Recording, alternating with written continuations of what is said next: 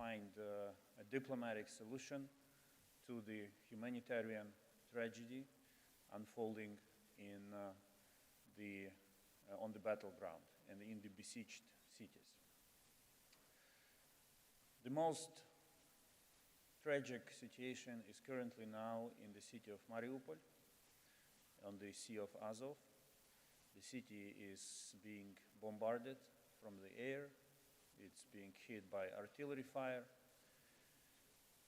And I came here with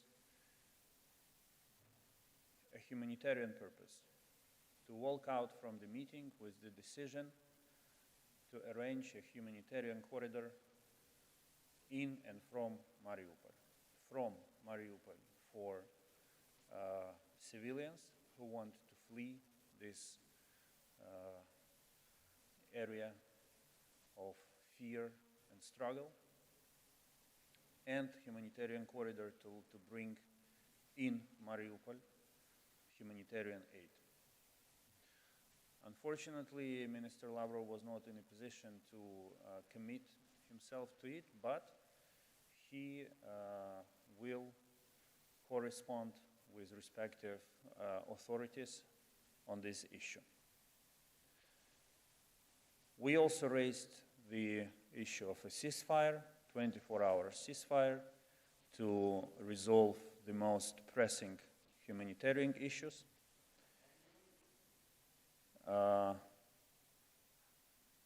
We did not make progress on this since it seems that there are other decision makers for this matter in Russia. We agreed to continue efforts to seek a solution to the humanitarian issues on the ground. I will be ready to meet again in this format if there are prospects for a substantial discussion and for seeking solutions.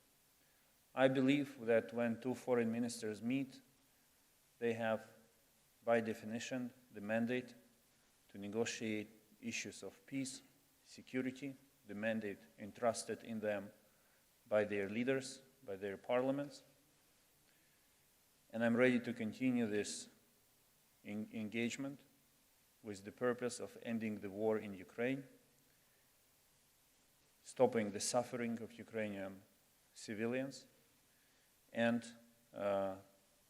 liberating our territories from the Russian occupying force. I will now say a couple of words in Ukrainian for Ukrainian cameras. Доброго дня. Була майже півтора-годинна розмова між мною і міністром Лавровим за посередництва міністра закордонних справ Туреччини Мевлюта Чавушоглу. Міністр Чавушоглу продемонстрував дійсно те, що називається добрі послуги і високий професіоналізм у намаганні зблизити позиції двох сторін. Я приїхав на ці переговори з двома задачами. Перше – це організувати гуманітарний коридор з та до Маріуполя. Це найбільш зараз важке місто з точки зору гуманітарного становища. І друге – це домовитися про принаймні 24-годинне перемир'я для вирішення усіх нагальних потреб людей, які захоплені війною. Щодо першого питання, я щиро сподіваюся, що міністр Лавров проведе комунікацію з тими в Росії, хто ухвалює такі рішення, і гуманітарний коридор все-таки запрацює. Я зберігаю надію, що Російська Федерація суто з людських міркувань, з людського співчуття до тих, хто страждає від їхніх куль, від їхніх бомб в Маріуполі, в тому числі немовлят, тисячі з яких перебувають зараз на грані смерті через відсутність необхідних медикаментів, то хоча б з цих міркувань вони дозволять функціонування гуманітарного коридору з Маріуполя, так само, як гуманітарні коридори, які працюють, наприклад, з напрямку Сум до Полтави. Ми не можемо зупинити війну, якщо у країни, яка здійснила агресію, напад, не мають бажання цього робити. Сьогодні я почув, що припинення вогню прив'язане Російською Федерацією до виконання вимог, висунутих президентом Путіним на адресу України. І у зв'язку з цим я хочу підтвердити ще раз, що Україна не здалася, не здається і не здасться. Ми готові до дипломатії, ми шукаємо дипломатичні рішення, але поки їх немає, ми будемо самовіддано, жертвуючи собою, захищати нашу землю, наших людей від російської агресії. Сподіваюся, що формат, який сьогодні відбувся, матиме продовження. Я готовий до нього, якщо російська сторона буде готова до серйозної, предметної розмови, а не повторення широко розповсюджених і вживаних пропагандистських штампів та наративів про Україну.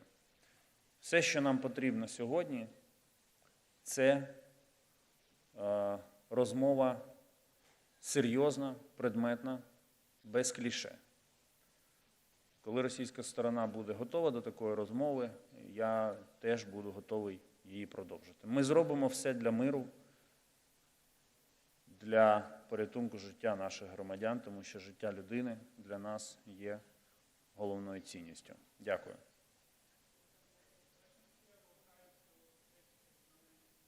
So the first question goes to Anadolu Agency. Please, Anadolu, please stand up. Олег. The mic is coming. Yeah, the microphone is coming.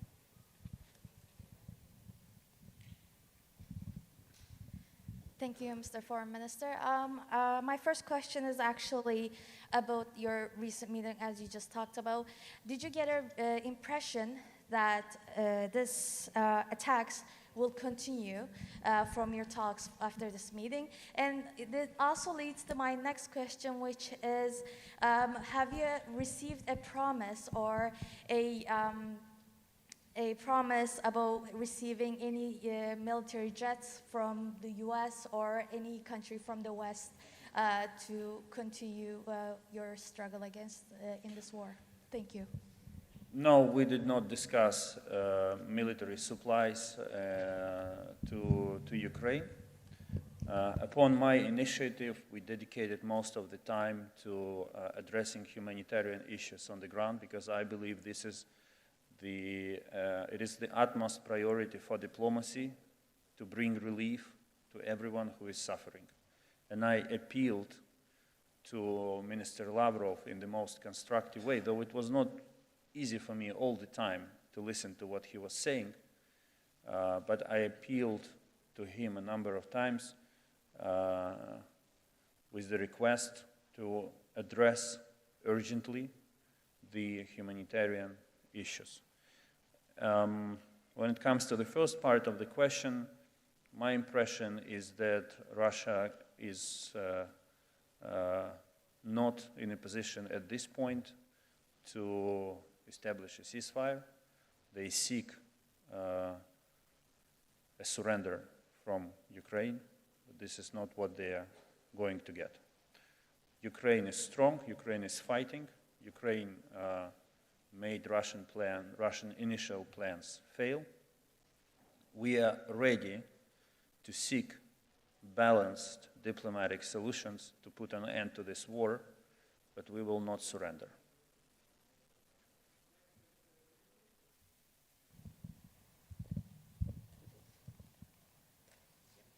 Mr. Kulebos, Tom Bateman of the BBC, thank you very much for doing this. Can I ask you first about the issue of a 24-hour ceasefire? You said there that Mr. Lavrov was not in a position or was not the decision maker, but that he would go and ask the question. Do you have any confidence there can now be a 24-hour ceasefire? And can I ask you about the wider issues? Because we know that Mr. Peskov, for example, was saying that the fighting, the invasion will stop if there is a commitment by Ukraine not to join NATO, to recognize the regions in the east as independent. Was there any discussion? Did the Russians ask you about these wider issues? And are you prepared to make any concessions on those?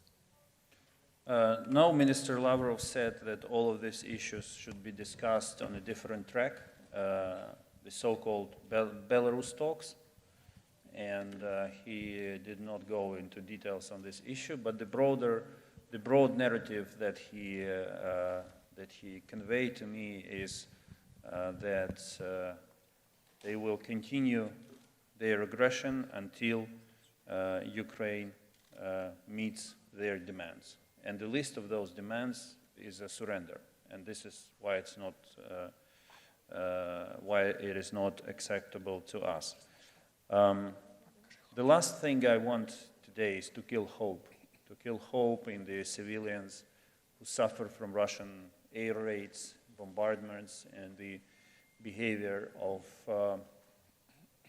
and the killings committed by Russian army on the ground. I shared with Minister Lavrov one episode in the hope that he would respond to it constructively, based on simple human values and respect for human life,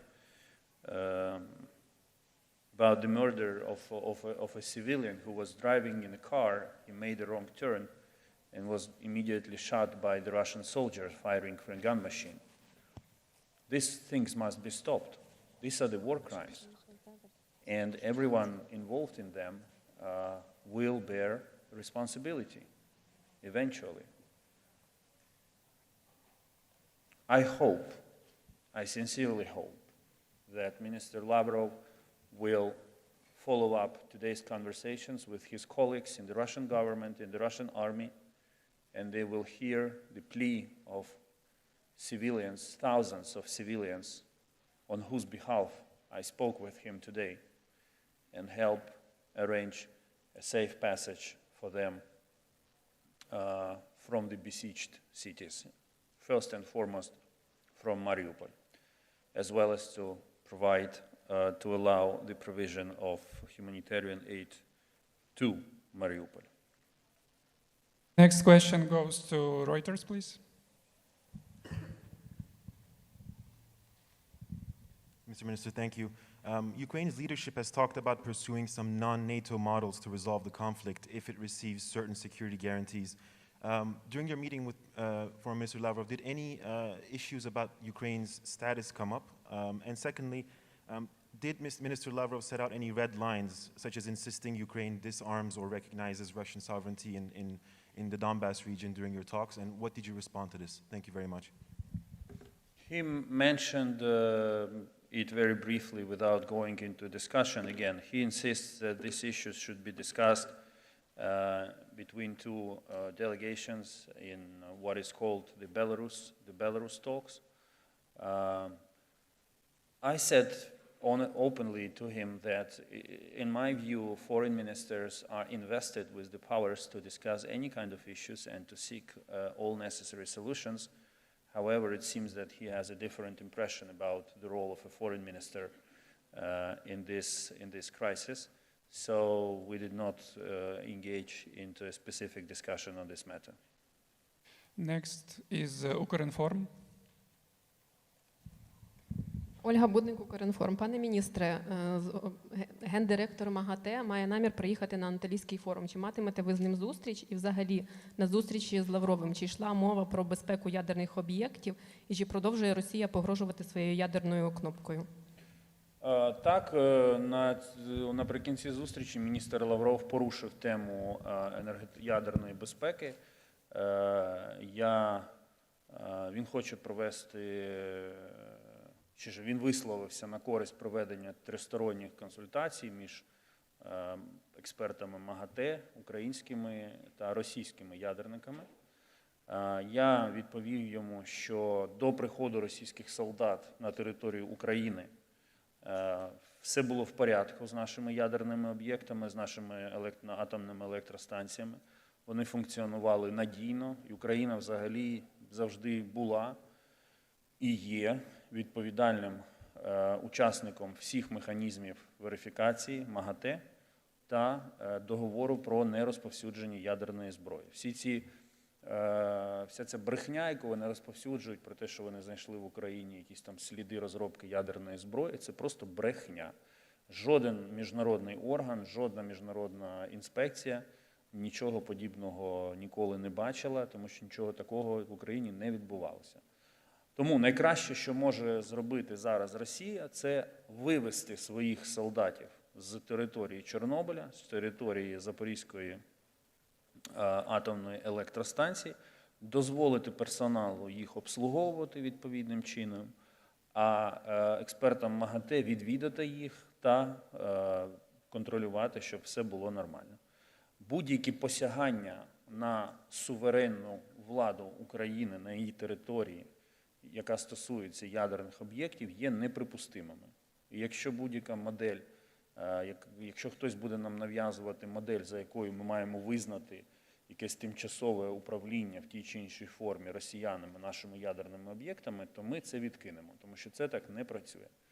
Коротко кажучи, Росія має демілітаризувати ядерні об'єкти, які вона зараз намагається контролювати, і відмовитися від будь-яких атак і спроб захоплення інших ядерних об'єктів або об'єктів газової інфраструктури, до речі, те ж саме, тому що вони можуть поставити під сумнів функціонування ГТС, захоплюючи окремі її вузли. Ми відкриті до розмови з МАГАТЕ, але на тих принципах, які я позначив.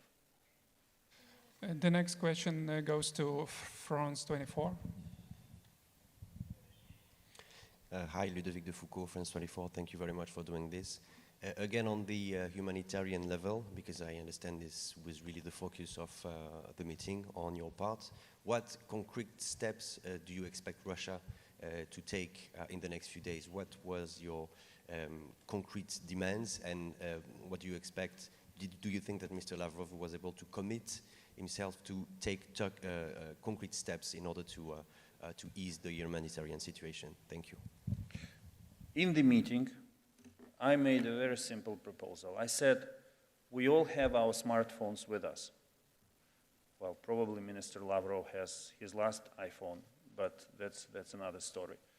And I said, I can call my officials right away, my president, my prime minister, my commander-in-chief, and I give you 100% that they will provide all assurances that humanitarian corridors will work. I'm ready to do it right now, right here, in your presence. Can you do the same? Can you make the call? I'm sure you have all of them in the phone book. He did not respond to that. But I still hope that out of humanitarian considerations, he will follow up our conversation by reaching out to his colleagues in charge who can make decisions in this field. Again, we came to these meetings with different assumptions. I came as a foreign minister who is entrusted to seek solutions and make decisions. He, as he said, came to listen. This is the difference in approaches. I was ready to make all necessary calls right away to arrange a humanitarian corridor from Mariupol. I proposed it. My proposal was not followed by, was not supported by Minister Lavrov, but again, I still hope that at least he will do it after leaving the room of negotiations. Okay, we have time for the last question. Please, Daily Sabah. Mr. Minister, the ruling party in Ukraine raised a new proposal, a security agreement in which Turkey and the United States could be guarantor countries. What is your view on the issue, and was this issue raised during the trilateral meeting? Thank you.